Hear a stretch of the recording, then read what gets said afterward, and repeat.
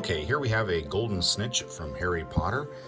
This is the flying sphere that you saw during the Quidditch matches. It's on a nice decorative base. This one's actually 3D printed out of plastic and then painted and gold leafed and silver leafed for the wings.